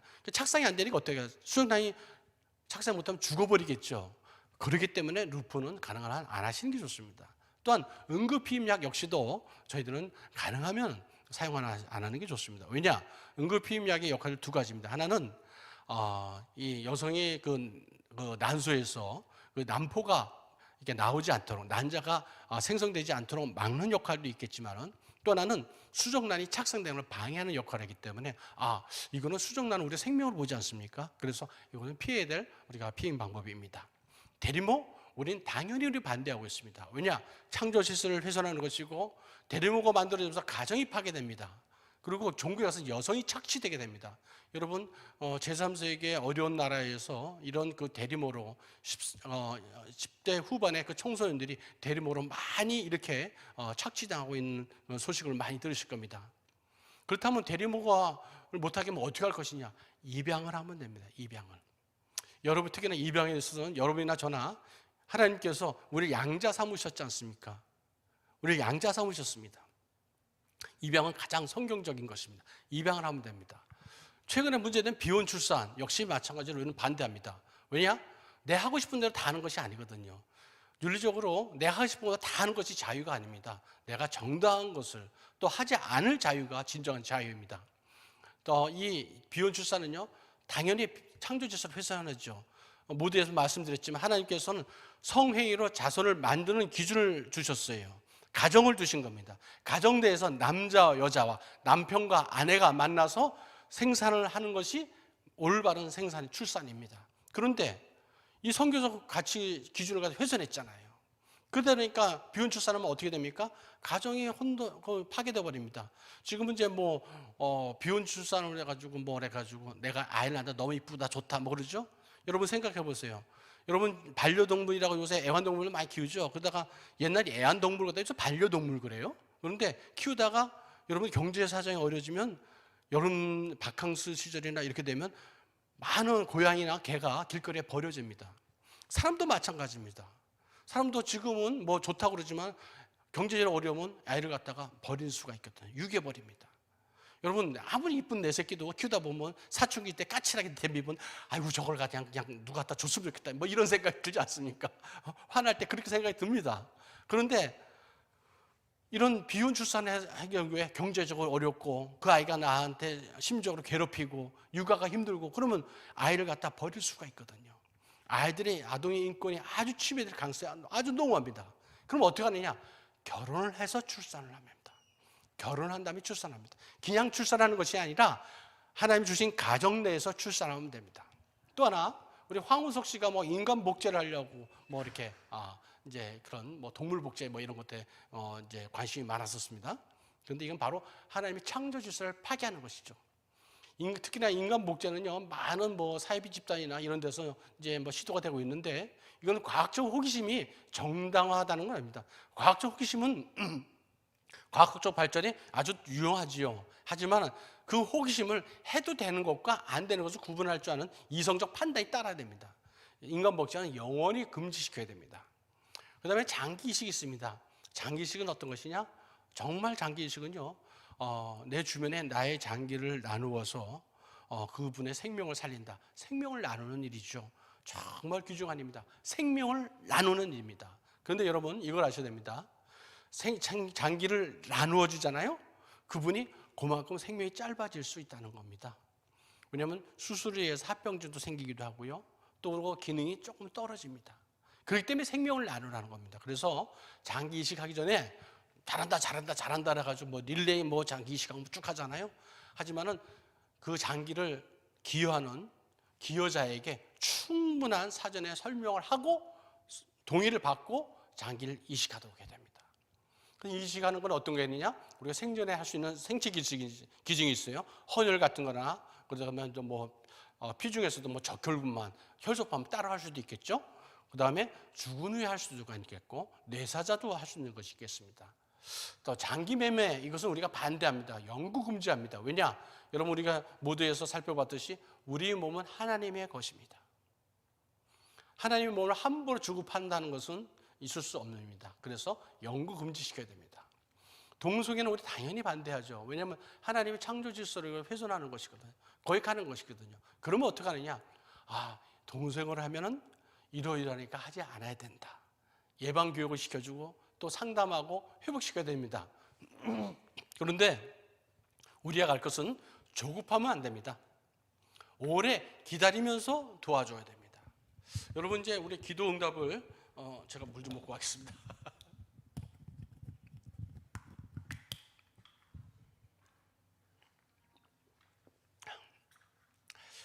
기도 응답할 적에 뿅 하고 이렇게 한 번에 응답받고 변화되고 그런 걸 많이 기대하시죠. 특히나 이제 한국 우리 성도들이 그런 걸 많이 기대하고 한 번에 나았어 할렐루야 딱 끝이야. 동성애는 절대 그런 일이 거의 없습니다. 오랫동안 기다려 주어야 회복이 됩니다. 조급하면 안 됩니다. 그 동성애 생활에 빠졌던 우리의 주변에 많은 우리 청년들이나 우리 이웃들이 회복하고 돌아올 수 있도록 우리가 오래 기다리고 도와주어야 됩니다. 그래야만 회복될 수가 있습니다. 안락사 우리는 당연히 반대입니다. 이건 살인입니다. 이건 영구 금지시켜야 됩니다. 그러면 어떻게 할 것이냐? 예전에 이제 최근에 나오는데 이 한 야당 의원이 조력 존엄사라는 그 신조어로 나왔다 그러죠. 의사 조력 자살. 그건 의사는 자살 방조죄거든요. 그런데 어떤 분이 그래요. 거기서 나는 고통이 너무 심해서 차라리 죽고 싶어. 그런데 그거는 그 안락사의 조건에 맞지가 않습니다. 왜냐? 여러분 옛날에 저 어릴 때만 해도요. 치통이 이게 충치가 많아서 치통이 있으면 밤새도록 대글대글 죽을 것처럼 아팠거든요. 진통제가 나오니까 웬만한 치료는 참겠어. 여러분, 이 통증은요, 의학이 발달될수록 이것이 다 해결되는 것이 많이 있어요. 근데 왜 죽음을 희생시킵니까? 그래서는 안 되겠죠. 그럼 어떻게 하느냐? 완화 의료라고 합니다. 그런 통증을 완화시키는 거죠.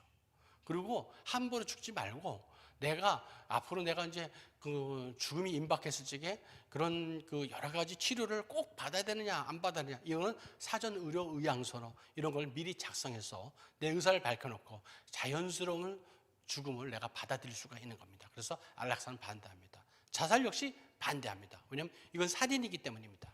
그럼 자살을 어떻게 할 것이냐? 우리 옆에서 그런 어려움에, 외로움에, 우울에 빠진 사람들을 많이 돌봐주고 상담해주고 도와줘야 됩니다.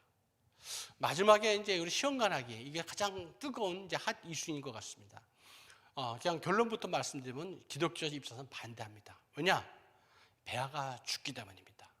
그러면 어떻게 하란 말이야? 이렇게 많이 창궐해 있는데 실질적으로 주변에 또 우리 주변에 많은 집사님이나 어떤 목사님 가정도 그렇고 그 시험관 아이로 아이를 지금 잘 키우고 있어요. 그러면 어떻게 대안이 뭐냐? 이것이 바로 기독교 생명윤리를 하는 사람들이 이제 그런 방향을 제시하고 정책을 제시하는 일이라고 생각됩니다.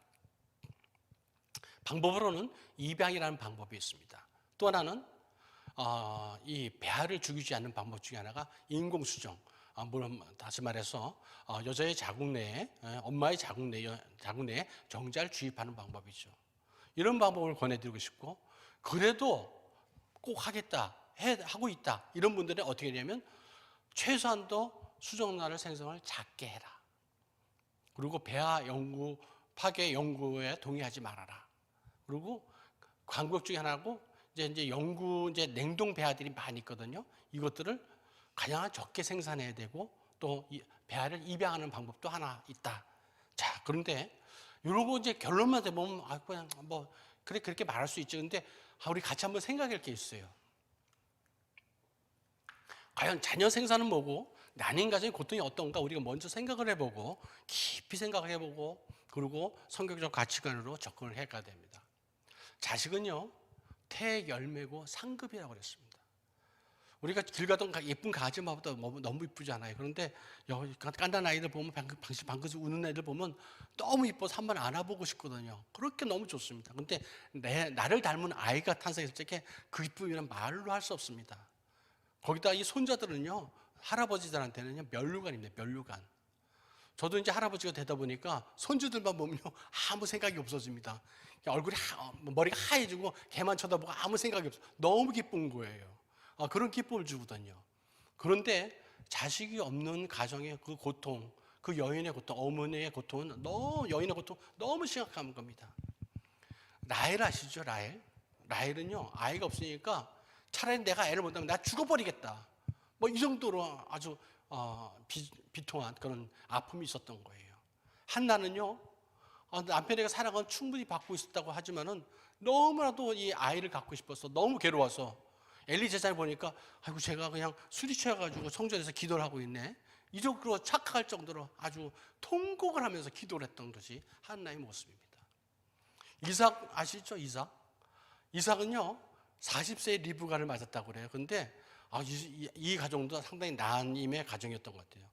이 아이를 갖는데 60세에 가졌대요. 20년 걸렸어요. 20년.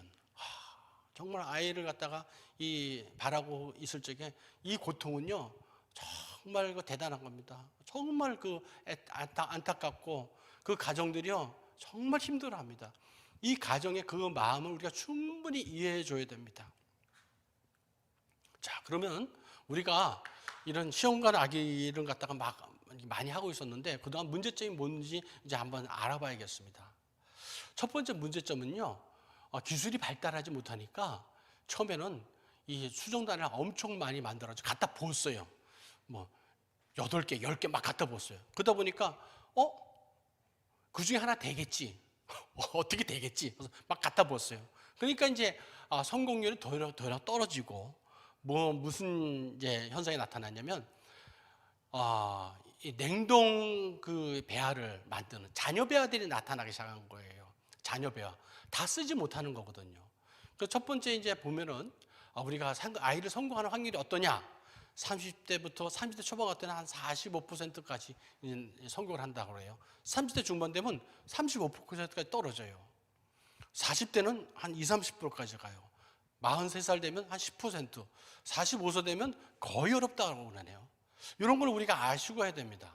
또 배아 현황을 보면 우리나라에서 2000년, 2020년에 나온 현황인데 실제로 우리 배아를 많이 잔뜩 만들어 놓고 이걸 갖다 실제로 사용하는 건 약 30%밖에 안 된다는 거예요. 나머지 70%는요 냉동 배아로 있는 거예요. 그럼 이 냉동 배아도 생명인데 어떻게 할 것이냐, 이게 문제로 떠오르고 있어요. 그동안 인간들이 의학의 발달로 막 저지르고 봤는데 발생된 이런 문제들이 너무 심각해지는 겁니다. 자, 그리고 처음에 기술이 떨어지니까 여러 수정날들을 배아를 여러 개를 갖다 심었어요. 그래가지고 이제 아이들이 이제 출세 쌍둥이도 나오고 삼둥이도 나왔습니다. 그런데 이것이 다 맞는 것이냐? 지나고 보니까 결코 이게 맞는 것이 아니다. 임신이 될 수도 있고 또 출산도 할 수도 있지만 1년 못 넘어 죽는 아이들이 꽤 많더라는 거죠. 첫 번째, 조산할 확률이요, 쌍둥이 이상이면은 아이를 혼자 낳는 것보다 6배 정도 조산이 더 높습니다. 그리고 조산하니까 당연히 중환자실에 들어가겠죠. 한 명 낳는 거에 5배 정도 돼요. 또 뇌성마비 아시죠? 뇌성마비에 걸릴 이 확률이 한 명 낳는 거에 4배 정도 된다고 그래요. 그리고 엄마도 임신 중축증이 상당히 위험한 거지 않습니까? 갑자기 급사할 수가 있는데 한 명을 임신한 거에 비해서 2배 정도 된다고 그래요. 여러분 맨 밑에 신생아 사망률이 있죠? 이게 아이가 태어나고 나서 1년 내에 아이들이 몇 명이 살아남고 몇 명이 죽느냐를 따지는 것을 신생아 사망률이라고 합니다. 이걸 가지고 그 나라의 의학의 척도, 보건의 척도를 삼기도 합니다.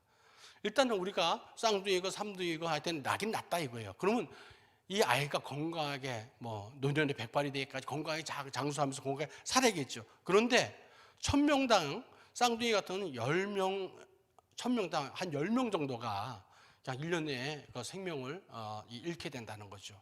또 삼둥이 같은 경우는 1000명에서 34명이나 이렇게 생명을 잃게 된다는 거예요. 무조건 낫다고 좋은 게 아니잖아요. 그죠? 그러면 이 한 명과 여러 명 낳은 거의 차이를 우리가 알게 됐는데 결국 여러 명을 갖다 배아를 여러 개 이식함으로 해가지고 그 배아 중에 세 개를 넣으면 3개, 2개면 2개가 다 살아남는 것이 좋겠지만 살아남더라도 나오더라도 1년 내에 이렇게 많이 죽어가는구나, 이걸 알게 됐습니다. 그래서 우리가 기독교 생명윤리를 하는 입장에서 어떻게 하든지 생명을 더 보호하고 또 생명이 죽어가는 걸 막기 위해서 앞서서 성산생명윤리연구에서 어떤 원칙을 제시하는 것처럼 이런 원칙을 가이드라인을 좀 제시하고 싶습니다. 그래서 이것만은 좀 기억하시면은 여러분들이 이 시험관을 아기를 해야 될지 말아야 될지, 또 지금 만약에 시험관 아기를 준비하고 있거나 하고 있다는 분들은 이걸 한번 염두에 두셨으면 좋겠어요. 첫 번째, 시험관 아기는요 그냥 우리 낙태행위는 배아가 죽는 건 마찬가지긴 한데 좀 의도가 좀 다릅니다. 우리 모든 행위에는 의도와 방법과 결과가 좋아야 된다고 그러잖아요. 근데 의도는 생명을 탄생시키려는 의도가 시험관 아기입니다. 반면에 낙태나 응급피임약의 자궁내 장치는요 그 배아가 착상 못해서 죽게 하는 것이 이제 그 목적이 되겠죠. 그 방법이 되겠죠. 그래서 그런 의미에서는 차이가 납니다. 물론 이런 의미의 차이, 의도의 차이가 있지만 그래도 시험관 아이는 배가 죽음에 이를 수 있다는 것을 우리가 알고 있어야 됩니다. 그렇다면 체외에서 수정된 이 수정란은 어떤 존재인가, 이것을 우리가 생각을 해봐야 됩니다. 수정된 배아는요 태어날부터 나의 자녀로 생각해야 됩니다. 그냥 세포로 생각하면 안 되고 내 자녀다. 수정된 이 수정란이 3개면 3명의 내가 아이를 가졌다, 이렇게 생각하고 해야 됩니다. 내 아이라면 내 아이를 함부로 하겠습니까? 수정된 순간부터 생명이기 때문에 생명이 손상되지 않도록 아주 참 이 아이를 갖다 잘 보살피고 그래야 되겠죠. 그러니까 내 몸도 건강히 유지해야 되겠죠. 기도도 많이 해야겠죠. 여러 가지 모든 내가 그 아이의 배아가 착상하고 잘 자라는데 이 방해되는 모든 것들을 다 금지시켜야 됩니다. 이 아이는 그 수정된 아이는 나 아이로 생각하고 이걸 진행해야 된다는 겁니다. 전부 생성된 아이는 수정자는 어떻게 되느냐? 말씀드렸다시피 가능한 한 적게 만들어야 됩니다. 그래야만 지금도 우리나라에는 그 냉동 이 배아에 있는 아이들이 수십만 개가 있어요. 지금 이 아이들 이 생명을 어떻게 할 것이냐, 또는 새로운 그 윤리적 문제로 이제 발생되고 있는 겁니다. 그랬더니 이제 우리나라에서도 이제 기준을 만들었어요. 35세 미만 2개까지 허락하고 35세 이상은 3개까지만 허락한다. 그런데 이것도 많습니다. 결국 앞에서 보았지 않습니까? 한 번에 하나가 가장 건강하게 잘 할 수가 있습니다. 그렇다면 하나만 꼭 만들란 말이냐?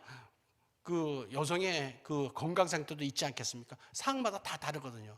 그러면 어쩔 수 없이 한 번에 하나 하더라도 만약에 실패했을 때 또 두 번째 아이를, 첫 번째 성공하고는 어떻게 하든 두 번째 아이를 냉동된 수정란을 또 사용하고 싶다. 그러면 최소한 더 적게 3개 이상은 만들지 않으셔야 됩니다. 그것이 합당하지 않을까. 최소한 또 아이는 3명 정도는 가질 수 있지 않습니까? 3명 정도 키울 수 있죠. 그 정도 자기가 키울 수 있는 자기 자녀의 한도 내에서 맞는 것이 그나마 좀 기준이 되지 않을까 생각됩니다. 또 냉동 보화로 보관을 이용하려면 반드시 그 배아를 꼭 내가 해동시켜서 나의 몸에 이식시켜서 낳겠다는 생각을 가져봐야 됩니다. 아까 보시다시피 냉동 배아를 엄청나게 만들어놨는데 실제로 사용하는 게 30%밖에 안 되는 거예요. 이런 비윤리적인 일을 해서는 안 되겠죠. 특히나 이제 우리가 처음에 이제 이런 기독교 생명윤리에서 시험관 아기를 반대한 입장 중에 뭐냐면 이것이 성공률이 낮고 또 냉동 배아를 많이 만들기 때문에, 그리고 그 당시에는 이제 저 법으로 냉동 배아를 5년 지나면 폐기하게 돼 있어요. 그러니까 5년만 지나면 아이들이 막 무지하게 죽어가는 거예요. 지금도 1년에 10만 개 이상, 20만 개씩 막 폐기되고 있어요. 생명을 죽이는 일이니까 이거는 아니다. 이거는 이렇게 해서 안 되겠다. 그래서 저희들이 주장하는 것이 냉동 배아를 가능한 한 만들지 않았으면 좋겠다. 이 시험관 아기가 아닌 다른 인공수정이나 다른 방법을 택했으면 좋겠다 하고 하면서 생명을 지키자고 얘기를 하고 있는 것입니다. 자, 그러면 또 아까 말씀드린 이제 새로운 문제로 대두된 냉동 배아를 어떻게 처리할 것이냐. 그동안은 이제 5년 되면 다 폐기하도록 했기 때문에 뭐 그냥 정말 생명들이 막 죽어갔단 말이에요. 수십만 명씩. 그런데 이제 이게 좀 바뀌었어요. 이런 것들을 많은 전문가들이 이제 윤리적인 이슈를 제기했습니다. 이건 아닙니다. 이건 잘못됐습니다. 얘기했습니다. 그랬더니 우리나라에서도 이런 것들 집단적으로 전문가 집단에서 이제 이런 것들 논문을 내고 이런 기준을 제시를 했습니다. 그러다 보니까 이런 5년 기준이라는 것이 이제 무의미해졌습니다. 이제 영구적으로 우리가 배아를 우리가 보존할 수도 있는 방법 중에 하나였습니다. 이 생명을 갖다가 냉동 배아를 우리가 생명을 살리는 방법이 2가지가 있는데, 하나는 영구 보존하는 방법이 하나 있고, 하나는 배아를 입양하는 방법이 있거든요. 어떻게든 생명을 살리기 위해서. 근데 두 가지 다 윤리적으로 합당하지는 않습니다. 하지만 그 차선적으로 우리가 택할 수 없는 방법이 있다면 2가지를 지금 얘기하고 있는데, 냉동시켜서 그냥 생명을 죽이지 말고 계속 놔두든지, 뭐 실제적으로 얼마 안 되잖아요. 뭐 사이즈는 되게 작잖아요. 그러니까 이제 냉동시키든지, 또 하나 입양이 있는데 또 배아 입양도 문제는 있어요. 왜냐하면 입양시킨다고 하지만은 그 배아가 다 살아난다는 보장이 없잖아요. 또 하나 문제는 뭐냐면 결혼하지 않은 가정에서 우리 비혼출산처럼 그냥 그 배아를 자기가 이식해가지고 자기가 애를 낳는 경우가 있단 말이죠. 이런 것들은 가정의 질서를 파괴할 수 있기 때문에 이것은 옳지 않다. 만약에 배아 입양이 허용되더라도 결혼한 가정 내에서 어떤 기준을 가지는 가정에만 우리가 허용을 해야 된다. 이런 것들이 이제 최근 이제 저희들이 기독교 생명윤리학자들이나 이런 데 몸담고 있는 분들이 고민하고 기준을 위해서 생명을 보호하기 위해서 어떤 원칙을 만들기 위해서 노력하는 것들입니다. 자, 그러면 이런 것들을 이제 우리가 낙태부터 여러 가지를 쭉 알았는데 어떻게 이제 접근해야 되느냐, 이게 또 문제가 또 남았어요. 예수 믿는 분들에게는 이제 원칙적인 거, 성경 말씀 이러니까 이렇게 삽시다. 잘 통해요. 그런데 예수 안 믿는 사람들에게 얘기하면 예수쟁이 당신들이나 그거에 나는 상관없어. 그때 어떻게 되느냐?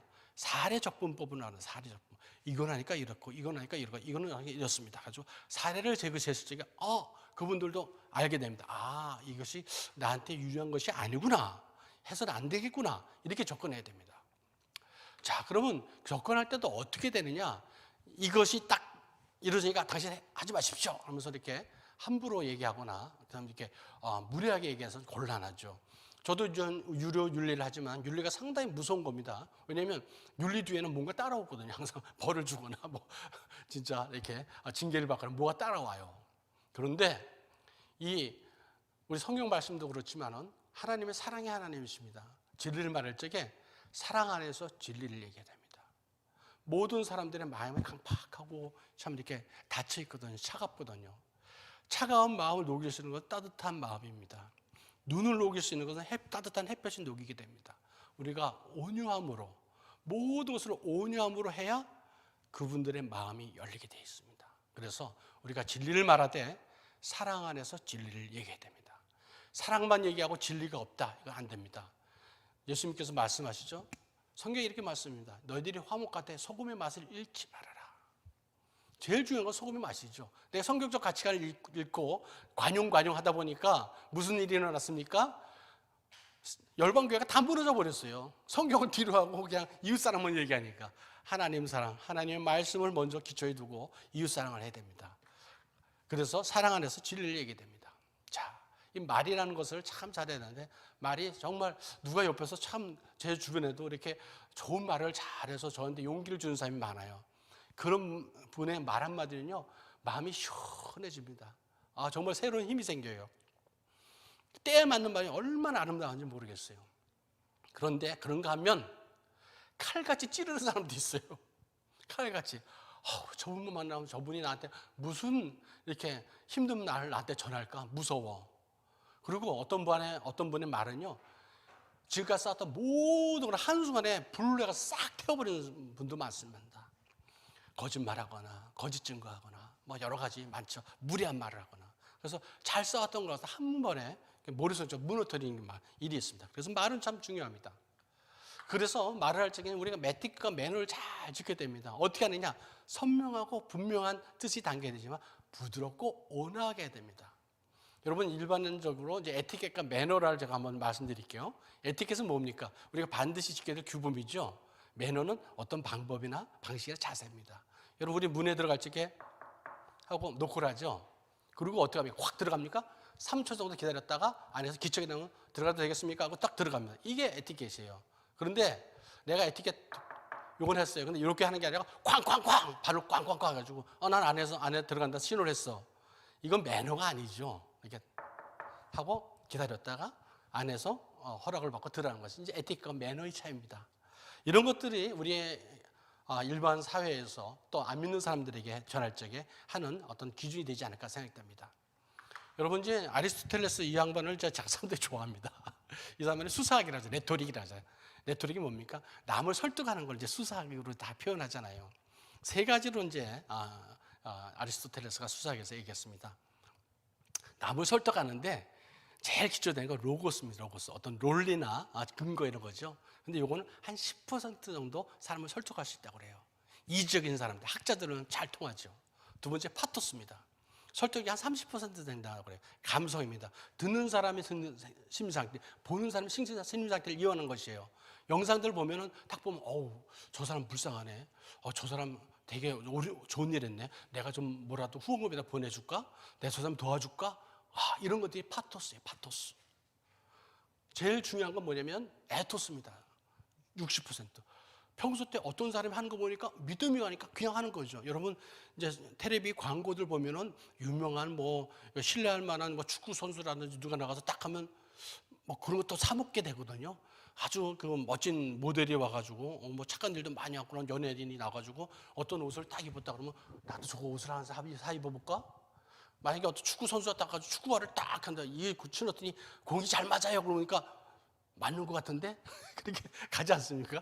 어떤 사람이 어떤 그 인테그리티, 진정성이 바로 이제 에토스입니다. 이런 것들이 잘 우리에게 있어야 남을 설득할 수 있는데, 근데 만약에 이제 밑에다 가로친 걸 한번 잘 보세요. 우리가 남을 설득하는데 내 것만 딱 맞아 하고 남과 소통하지 못하고 남의 마음을 어루만지거나 기다려주지 못하거나 감정적으로 어떤 설득시키지 못한다면요, 무례한 고집장이라고 욕먹을 수 있어요. 율법주의라고 욕먹을 수 있고 교만한 지식이라는 평을 받을 수 있습니다. 두 번째, 우리가 남을 설득을 잘하는데 로고스가 빠졌단 말이에요. 알맹이가 없어. 이건 선동가고 사기꾼이고 장사꾼이죠. 그래서 우리가 논리나 이런 정확한 지식과 기준을 잘 갖고 있으면서 남을 설득할 수 있는 그런 거를 잘 살펴서 말을 잘해야 됩니다.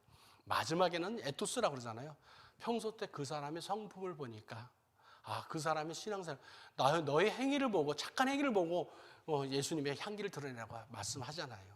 그런데 로고스도 있어요. 남을 설득해요. 그런데 내 삶과 행동은 전혀 달라요. 그거는 위선자죠. 자, 이게 아리스토텔레스 수사라는 걸 여러 번 말씀드렸는데, 우리는 이런 성경적 가치관을 잘 지키면서 남을 설득하는 방법도 익히고, 그리고 나의 삶을 통해서 남을 설득하는 예수 그리스도의 향기를 풍김으로 해가지고 저 사람을 보니 내가 저렇게 따르고 살아야겠구나 하는 그리스도의 향기가 되었다 생각합니다. 마지막 슬라이드 중에 하나인데요. 자, 제가 이제 그리스도 생명윤리, 크리스천과 생명윤리라는 걸 했는데, 이건 혼자서 하는 것이 아니고 우리가 여러 가지 이제 그룹을 이뤄서 하잖아요. 그래서 제가 하나까지 팁을 여러분에게 말씀드립니다. 이런 많은 그 생명운동 단체라든지 크리스천 NGO 단체들이 있습니다. 이분들에게 요 4가지를 한번 말씀드립니다. 첫 번째는요, 힘을 가지기 위해서는 내부적 합의와 외부적 정당성을 가져야 된다는 것입니다. 내부적 합의가 뭡니까? 성경적 가치관입니다. 세계관입니다. 성경적 그 세계관을 잘 가지고 있어야 됩니다. 그래야만 그 단체 입장이 확실하게 선명하게 드러납니다. 한때 제가 몸담았던 모 단체에 있는데 크리스찬이니까 모두 다 불러 모았나 봐요. 그때 보니까 우리가 추구하는 성경적 가치와 전혀 다른 분들이 있어가지고 그분들하고는 결별을 선언했습니다. 그분들을 계속 안고 가잖아요. 그러면요, 내부에서 에너지 소진하느라고 밖으로 활동을 못해요. 그래서 여러분들이 어떤 활동을 한다면요, 정말 뜻이 맞는 기도의 300용사 같은 뜻이 맞는 사람만 딱 뭉쳐 있으면요, 어떤 일도 할 수 있습니다. 그래서 내부적 합의라는 것이 우리 성경적 가치관을 잘 세우는 것이고, 그리고 뜻이 맞지 않는 사람들 처음부터 같이 하서는 안 되는 것입니다. 두 번째는요, 이런 단체를 운영할 적에 재정의 투명성이 있어야 됩니다. 그리고 이걸 안정적으로 운영할 수 있도록 해야 됩니다. 안정적 운영 어떻게 하느냐? 저도 이제 많이 연구를 하고 듣기도 했는데, 외국에서는 이런 많은 그 NGO 단체들이 모금 활동도 참 조직적으로, 윤리적으로 잘 하더라고요. 이런 것도 좀 연구하시고 배워왔으면 좋겠어요. 세 번째로 이제 말씀드리는 것은 이런 생명윤리 운동이나 성경적 가치, 그 다음에 우리 차바 운동 같은 이런 것들이 어떤 선한 영향을 발휘하기 위해서는요, 이런 교육 사업이 계속 지속돼야 됩니다. 오늘 그 차바 130회인데 대단한 일입니다. 정말 하나님께 영광을 돌립니다. 그리고 이런 과정을 위해서 여러분 후원하셔야 됩니다. 기도를 먼저 후원하십시오. 기도가 없으면 물질이 오지 않습니다. 여러분 기도하시잖아요. 물질은 저절로 하나님 앞에 위치 이동하게 되어 있습니다. 내게 아니고 하나님 것인데 하나님과 하나님께 위치 이동하는 겁니다. 그러면 하나님 하늘나라에 여러분 그 살림, 여러분의 큰 상급을 쌓는 것이거든요. 마지막으로 세 번째로 이제 말씀드리기 하나 뭐냐면요, 후진 양성을 잘 안 하는 겁니다. 저쪽 편은요, 사람을 잘 키워요. 그래서 밥도 사주고 잘 모이고 베풀고 그러면서 어떤 우두머니가 자기 밑에 사람들 잘 키웁니다.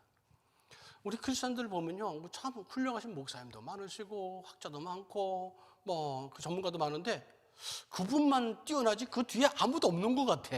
좀 안타까운 사실이에요. 그래서 이제는 회적의 활동뿐만 아니라 이제 이번에 시민단체 양성과정도 만들어졌잖아요. 저는 정말 환영했어요. 이런 단체 많이 만들어져야 돼요. 그래서 리더십도 배우고 수사학도 배우고 방법을 많이 배워야 됩니다. 이런 것들은 누가 하느냐? 신학교에는 신학자와 크리스천 전문가들의 몫입니다. 이런 과정을 많이 통해서 많은 우리 후진들이 양성이 돼야 됩니다. 네 번째로는 연대 활동을 잘 해야 됩니다.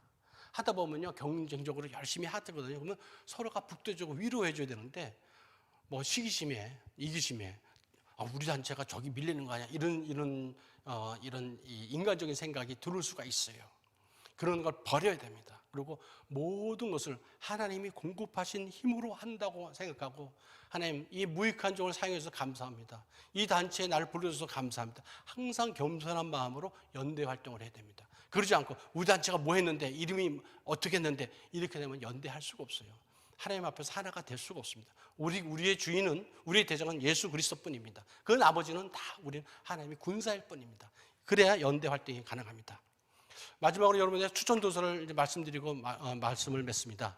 여러분 이제 성경적 세계관을 잘 갖춰야 되잖아요. 근데 성경 말씀만 보고 잘 모르잖아요. 이디오피아 내시가 빌립 기사를 만나고 나서 개몽머리가 인라이팅 팍 튀었습니다.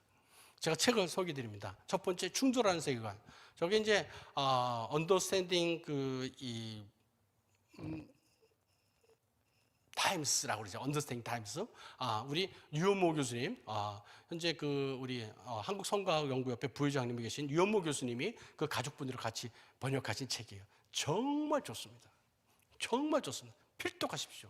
근데 저거가 두께가 두꺼워요. 66권만큼 두꺼워요. 나보고 어떻게 읽은 얘기냐? 그런 얘기하시죠. 걱정하지 마십시오. 거기서 제일 앞에 결론 부위와 서론 부분만 딱 보셔도 되고 나머지 부분 필요할 때마다 공부하시면 되고요. 좀 학구열이 계시면 처음부터 쫙 한번 읽으시면요. 처음부터 뭐가 내가 성경적 가치관이 좀 훼손되어 있었고 세상에 물들어 있었는지 어떤 게 혼란스러운지 잘 이게 파악이 되시고 성경적 세계관을 잡는 데 큰 도움이 되실 겁니다. 두 번째로는 기독교 윤리학이라는 것을 권해드립니다. 원래는 이제 오늘 또 우리 김영 장로님이 또 오셨지만 여기 앞에서 이렇게 인도해 주시는 우리 이상원 교수님 계시잖아요. 이상원 교수님의 책인데 저도 이제 윤리에 관한 책을 이제 공부하고 이제 한 15년 정도 됐습니다. 그런데 많은 책을 봤는데 이 책 정말 좋습니다. 여러분 꼭 사보시기 바랍니다. 내가 생명윤리뿐만 아니라 뭐에 대해서 알고 싶다. 결혼 문제에 알고 싶다. 이혼 문제에 알고 싶다. 자녀 교육의 문제에 대해 알고 싶다. 교회 생활, 신앙 생활의 문제에 대해 알고 싶다. 성경적으로 잘 이렇게 기록을 해놓으셨습니다. 기준을 잘 정해놓으셨어. 꼭 읽어보시고 제일 끝에 거는 뭐냐면 포괄적 차별금지법 어떤 것인가. 저희들이 만든 책인데 모든 자료가 정말 팩트의 기준에서 레퍼런스 다 달려 있어요. 이 책을 보시면 여러분들이 다른 데 가서 포괄적 차별금지법에 뭐가 문제가 있는지 여러분들이 충분히 이해해 가시는데 도움이 되실 겁니다. 세 권을 더 정합니다. 이분이 이제 이상훈 교수님이시죠. 여러분 자주 보시는 분이죠. 최근에 쓰신 책 중에 전환기 한국사회 앞에선 기독교 그래가지고 방금 제가 말씀드렸던 여러 가지 주제들에 대해서 쓰신 책인데요. 상당히 좋습니다. 여러분들이 최근에 현대사에 막 진짜 뭐 운전 자율주행 시대가 왔잖아요. 요새는. 그리고 옛날에는 뭐 자동차가 하늘을 난다는 이제 자동차 하늘 나는 시대가 왔어요. 그런데 그런 시대에 과연 내가 뭘 해야 되고 말아야 되는지 잘 정리해 놓으셨습니다. 참 뛰어나신 분이라고 저는 인정하고 또 존경하지 않을 수가 없어요. 가운데 책은 뭐냐면요. 아이들은 정말 괜찮을까? 이게 이제 여러분들 벌써 이제 많이 알고 계실까? 이 책을 많이 알려져 있죠. 미국에서 이미 이제 그 가정이 막 파괴되고 또 혼란스럽게 됐어요. 그리고 레즈비언 가정도 생기고 또 이 한쪽 편부 가정도 생기고 또 다음에 뭐 계모가 있는 가정도 생기고 여러 가지 형태의 가정 형태가 있는데 과연 그럼 아들은 괜찮았는지 저쪽 사람들이 얘기할 적에는 지지고 볶는 그 부모 밑에 사느니 따로 이혼하고 혼자 사는 게 나아 이런 식으로 얘기하죠. 지지를 못 사는 니네들 그 아빠 엄마 밑에 사느니 이 커플 밑에서 잘 먹고 잘 사는 게 나아 이런 얘기하죠. 그런데 통계적으로 봤을 적에 아이들은 아빠와 한 엄마, 생물학적 아빠와 엄마에서 자라는 아이들이 가장 건강하고 행복하더라 한 것이 통계로 나와 있어요. 그래서 우리는 이 어른들의 성인의 이기심에 의해서 함부로 이혼해도 안 되고 낙태를 함부로 해도 안 되고 또 함부로 거상 형태를 파괴해서도 안 되고 그 이유를 잘 설명해 놨습니다. 마지막으로 글로벌 성혁명 여러분 잘 아시죠? 가브리엘 커비가 지은 이제 책인데 이것은 이제 저희 나라에 번역으로 들어왔습니다. 이 책 너무 좋습니다. 그러면 이걸 보시게 되면 앞서 말씀드린 성경적 세계관의 흐름 그리고 미끄러운 경사길이라고 그랬죠. 생명윤리가 어떻게 전 세계에 현상이 발생되고 있고 마귀 사탄이 어떻게 교회를 공격하고 있는지 한눈에 깨트려 볼 수 있습니다. 이 6가지 책을 여러분들에게 권해드립니다. 앞에서 다시 한번 보여드릴게요. 충돌하는 세계관, 기독교 윤리학, 포괄적 차별금지법, 찬성할 것인가 반대할 것인가. 그 다음에 전환기 한국사회 앞에 선 기독교, 아이들은 정말 괜찮을까. 마지막으로 글로벌 성명입니다.